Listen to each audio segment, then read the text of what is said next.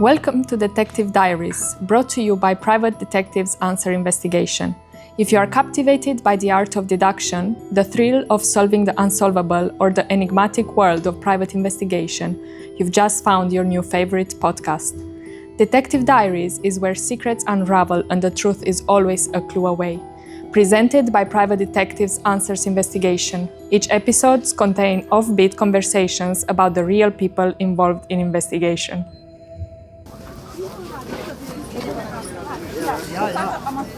This is Detective Diaries. I'm talking to you today in Metod Trobec, the town square in Ljubljana, Slovenia. As a private detective, I like to relate some of the stories of countries.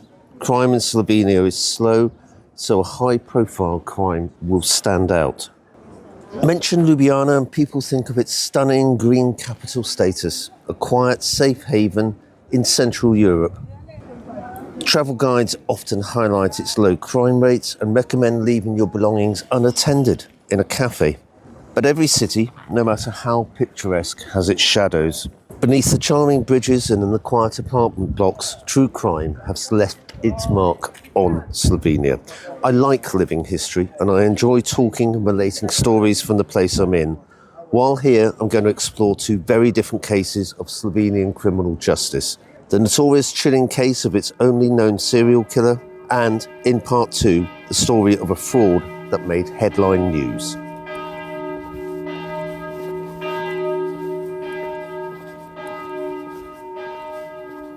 We start in the late 1970s, a dark time for Slovenia when it was still a part of Yugoslavia. The name Metod Trobec became synonymous with fear. Trobec was a simple construction worker from a small village, but he harboured a monstrous secret. Between 1976 and 1978, at least 5 women disappeared after meeting him. A career criminal with a record dating back to 1967, he had notoriety for murdering 5 women in the homestead in Dolenja Vas, Polhovem. From 1976 to 1978, whose remains he burnt inside a stove. The brutality of the crimes led him to become one of the most infamous Slovenians in the country's history, with one website stating that he was more well-known than most politicians. The last convict to be sentenced to death in the country, his sentence was commuted and he spent the rest of his life in prison.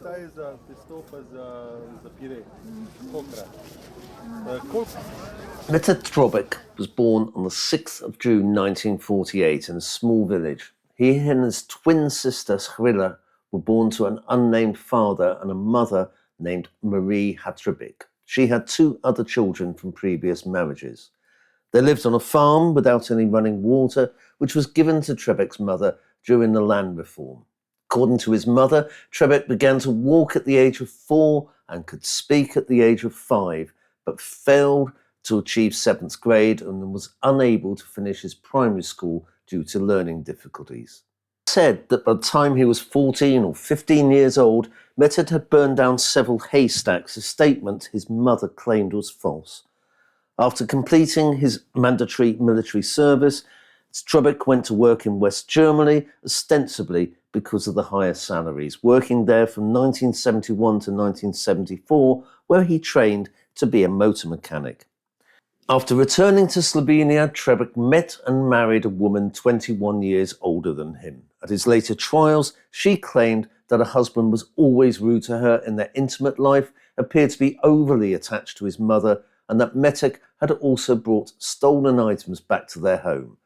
The pair would separate and Trobec remarried another woman in 1978, although they divorced after only 9 months. His second ex-wife did not attend his later trials, despite a summons from the court. Around 1972, Maria Trobec purchased a homestead for 11 million dinar. She allegedly sold some of the family's cattle to pay for it, with some claiming that she received additional financial support, not only from her brother, but from Metod himself. She allowed Metod to move into the homestead with his first wife. He remained there until 1978, then for a brief period of time, moved to another homestead, eventually returning. His mother eventually sold the place, to a lodger who only cared about the upper floor and did not use the rooms on the first floor. Once the new owner learned what had been going on in there, as we will tell, he wrote to Trebec's lawyer demanding that the letter be read in court at one of Trebec's trials. Before Trobec gained notoriety for the subsequent murders, he had been charged with 6 different crimes and successfully prosecuted for them, additional charges being brought at his first murder trial. These past crimes set the scene for the travesties that Trobec later perpetrated. In 1967, he was convicted of aiding and abetting in the theft of a bicycle and a moped, not serious crimes, but the beginning. In 1971, he was convicted for theft, put on a month's probation, and in 1974, he received his first prison sentence, being in prison for a year for fraud and false accusations. These stem from an incident in which he hid a car he'd rented from West Germany, later found in an outbuilding somewhere, and had reported the theft to the authorities to collect a reward. The list of his crimes goes on. In 1976, he was accused of stealing electricity, and in 1977, which was shortly after, unknown at the time, he'd murdered Mahana Kanka, he used a key to rob a crafting cooperative and stole from them calculators, electric cookers, and various other accessories. A year later, in 1978, he got 3 months in prison for poaching, but the sentence was suspended. In 1979, while driving near a train station, he offered a ride to a pensioner who had just missed his bus. Trobec drove him to a meadow, threw him to the ground, and tore off his watch as the elderly man had no money on him. Later that year, while pretending to be a taxi driver, Trobec offered a ride to another elderly pensioner, his name Travanka. She wanted to visit Klevena to visit her daughter. He drove her towards there and threw her out of the car without any luggage, her documents, or her money.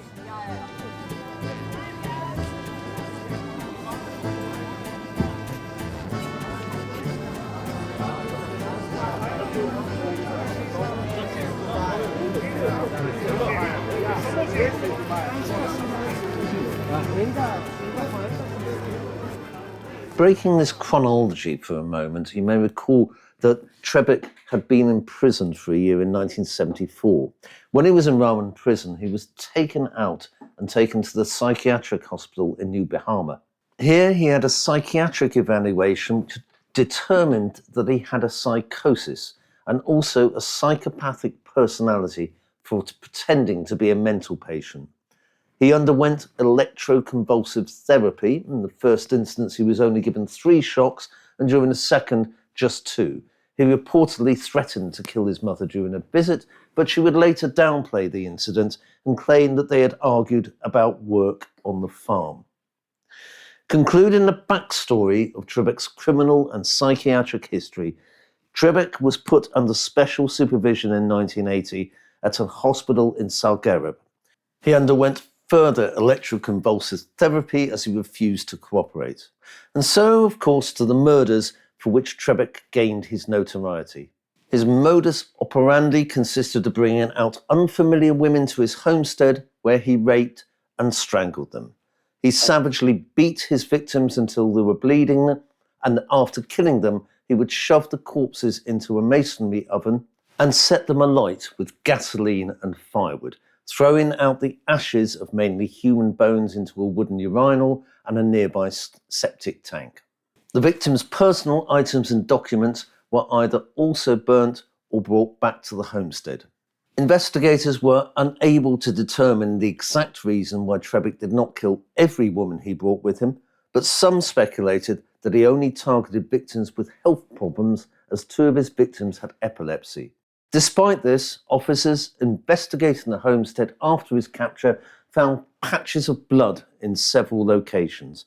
In addition, they also found a novel called X100, which describes cold case murders and burning corpses, and another novel where they noted that Trobec had marked one sentence in bold: "I give all my secrets to the fire." During interrogations, Trobec gave 3 different accounts of what supposedly had transpired, initially claiming that the women were brought to him and then murdered by strangers. Later on, he claimed that he had given the victims some pills and that he participated in the murders before ultimately admitting that he strangled them during intercourse and that he burned the bodies in the oven. Contrary to what his defence attorneys had claimed, he never stated that his victims died of natural causes. The manner of death attributed to the victim's suffocation could not be proven with certainty at either of Trebec's trials. In the second trial, forensic experts were also unable to determine whether the murders had taken place during intimate intercourse or during rape. In the spring of 1976, Trobec met 18-year-old B.D. Mukovic, a retailer's apprentice at a bar in Ljubljana. He often took her on a ride with his motorcycle and drove to the homestead where he severely beat her, raped her, and strangled her. White flip-flops, a piece of a dress, identification from documents and a photograph were later found in Trebec's homestead. In March 1977, Trobec met 50-year-old pensioner and part-time cleaner Miana Kanka at a normal department store in Ljubljana. It is unclear what exactly transpired between the two of them, but it is presumed that she too was raped and killed at the homestead, probably that day or some day after. Her coat and a burnt gold chain were later found there, while other personal items were found at the homestead. Trobec would later use a key she had to rob the cooperative. On March 20th, 1976, 20-year-old Juraska Bretko, a bartender at an inn in Ljubljana, went missing near the Ljubljana train station while she was out on an errand for her mother. After failing to appear at work the following day, her mother reported her missing to the police station. Both authorities and concerned citizens began a large-scale search, both near the river and even abroad, but weren't able to find anything. It would later emerge that she'd been picked up by Trobec at the train station and driven back to the homestead where he killed her. Her keys to the back door to the inn's hallway and to the closet of a room would later be found at the crime scene. His fourth victim was 43-year-old alcoholic labourer Anna Flenig. She went missing sometime in the spring of 1978 at meeting Trobec at a restaurant in Ljubljana. All that is known about the case is that she was killed shortly after Bretko, and some of her personal items were found after Trobec sold the homestead, while her clothes were later found hidden away in another location. His final victim was a 33-year-old housekeeper. She went missing on November 17, 1978, while on her way to see a doctor. Unlike previous victims, she was an acquaintance of Trobec, the two of them having worked together at a manufacturing company in Ljubljana. Investigators had found the key to her apartment where she'd lived with her sister. Her furniture and coat were in possession of Trebec's sister, who lived in Kanga. A mandible found among the ashes of Trebec's masonry oven was identified by a forensic dental expert as belonging to Nicola after comparing the teeth to her dental records. By the end of July 1979, Trobec was definitely on the rampage. He met a German tourist named Hermann Lampano while the latter was searching for a place to stay. Under the pretense of going to visit his sister, Trobec drove off in the man's car. Lampano reported the theft to authorities but went to search for him on his own and eventually found him again at the bus station in Kanga. Trobec promised that he'd give him the car back and a place to stay, then drove Lampano towards a forest. There he beat him up, stole his wallet, which contained 200 Deutschmark, 2,000 dinar, and his ID. Lampano had his clavicle broken and suffered wounds to his forehead. This attack was where things began to go wrong for Trobec.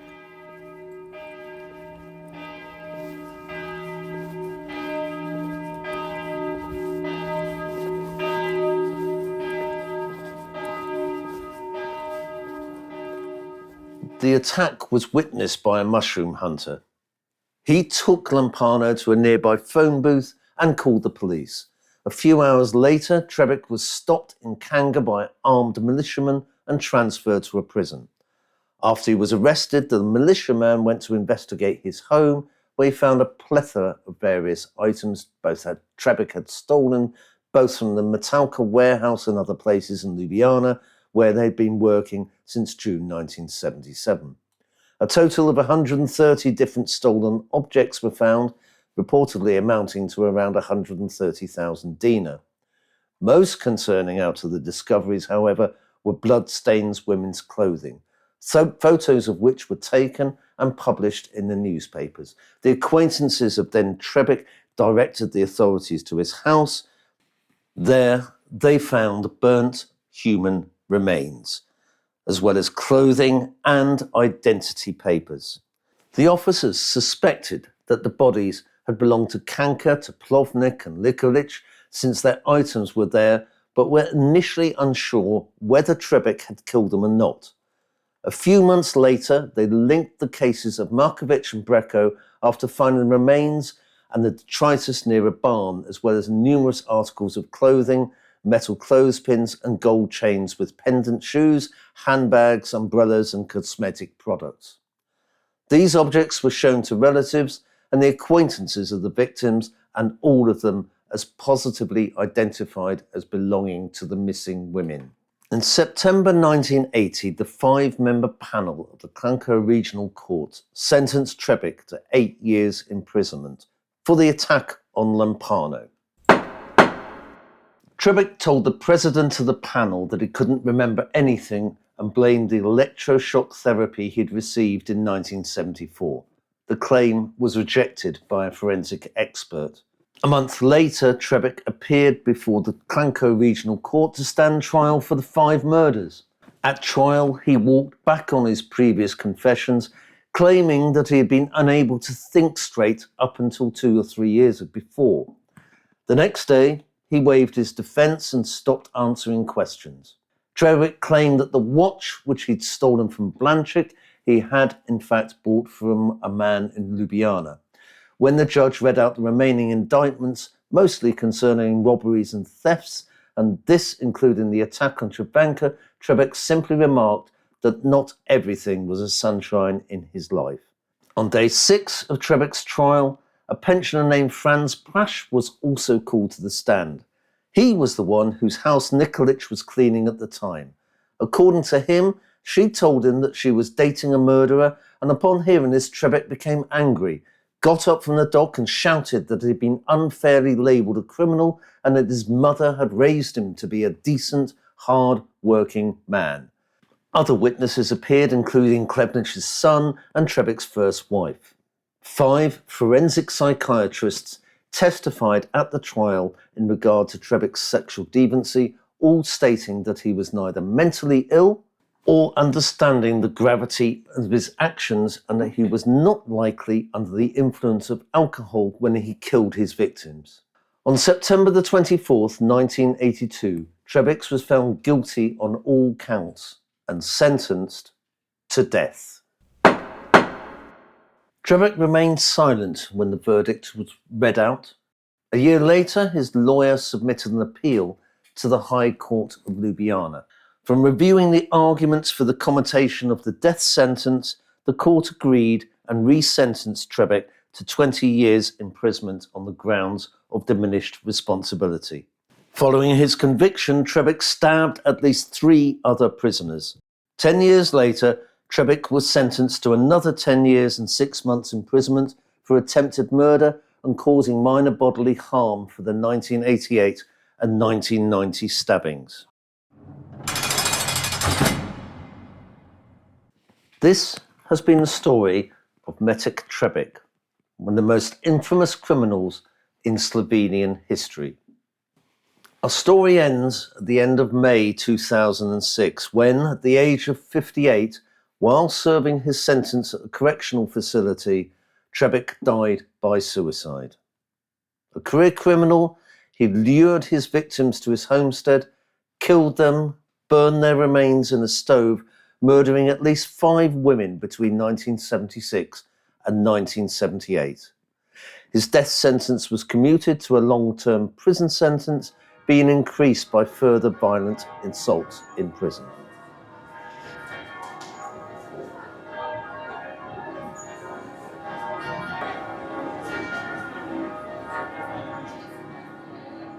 Do continue to listen to Detective Diaries. There will be another episode on criminal cases in Slovenia as a result of my visit to Ljubljana. As a city, I can recommend it to anyone. You will hear the story of Sebastian Abramov, which at the time was followed by everyone in the country, especially given Slovenia's global reputation for its low crime rate. We believe in authenticity. When we visit a country, we broadcast from that country. Regular listeners will have heard similar broadcasts from France, and listen out for a fantastic upcoming episode given by Adina, my Romanian colleague, of her case she handled in Switzerland and in Italy. In the meantime, do email us with any comments or requests for subject matter. We'd love to hear from you, and the email address to use is in the show notes. For now, until next time, from here in Ljubljana, na svidanja.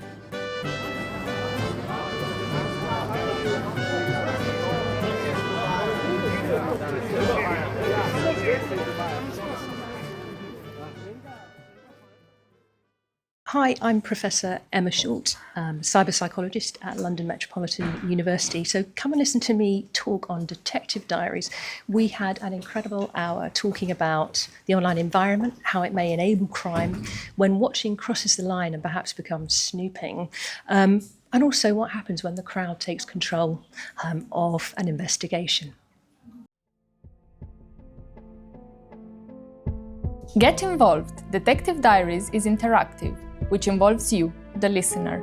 Do you have a case you'd like discussed? A burning question about investigative life?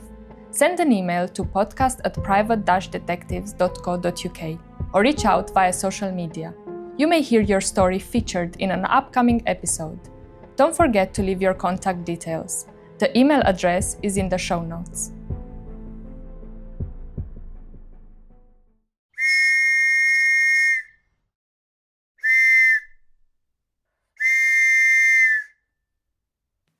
History remembers him in the shadows of Whitechapel, but the real Frederick Aberline was more than a ripper hunter.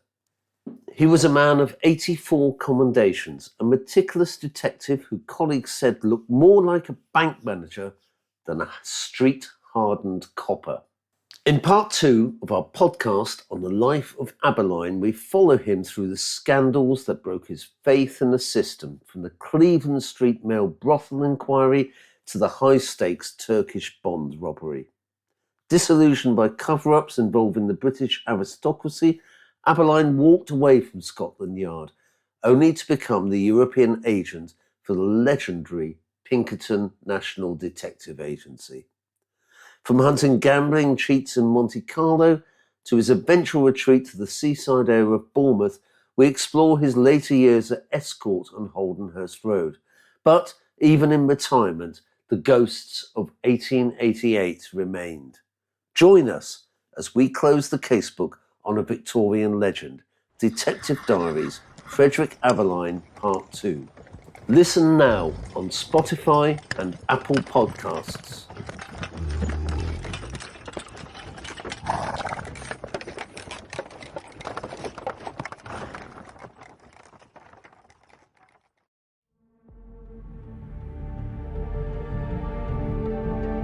We hope you enjoyed today's podcast, brought to you by Answers Investigation and UK Fingerprint.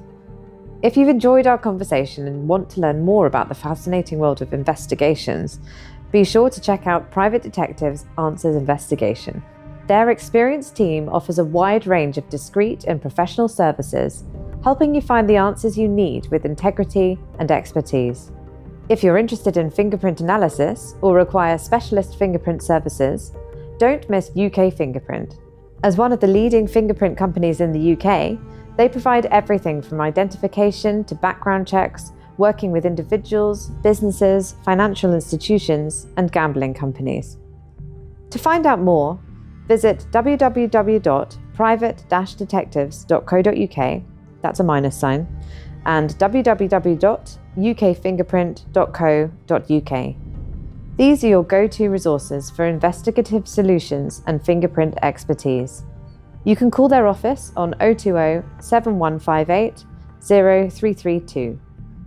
Thanks once again for tuning in, Until next time, stay curious and keep seeking the truth.